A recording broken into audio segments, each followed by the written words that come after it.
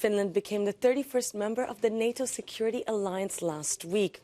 Russia's full-scale invasion of Ukraine had triggered a major shift for this previously neutral Nordic country.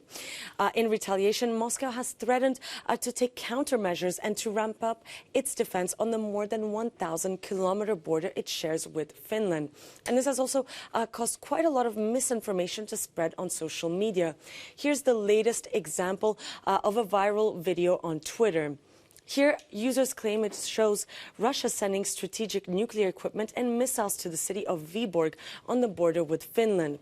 But internet sleuths were quick to find the location of the clip, and they geolocated precisely to a town northeast of the capital of Moscow called Kolchugino. And here is Google Maps, and you can see the buildings here match the previous Twitter video that you saw.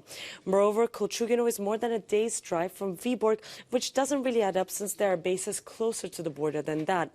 And when it comes to the missile systems in the video, well, they've been identified as these RS-24 Yars rocket systems handled by Russia's strategic rocket forces, which are capable of launching nuclear warheads, according to Snopes. But their passage also in the center of cities, such as, for example, Kolchugino, is also typical of parades.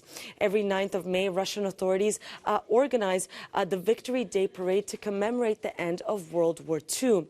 And these sorts of missiles and other impressive equipment are showcased, as you can see in these images from 2020. And Kolchugino happens to be a city through which these missile launching systems transit to and from the parade in Moscow. For example, we found this video on YouTube, which dates to May 13, 2015, just a few days after the Victory Parade, called "The Return of the Equipment from the Victory Parade to Moscow through Kolchugino." And we can spot the same intersection as in the viral Twitter video. And according to Russian forces website, well, there's a base about 2 hours away from Kolchugino which carries these Yars missile systems that we saw in the previous video.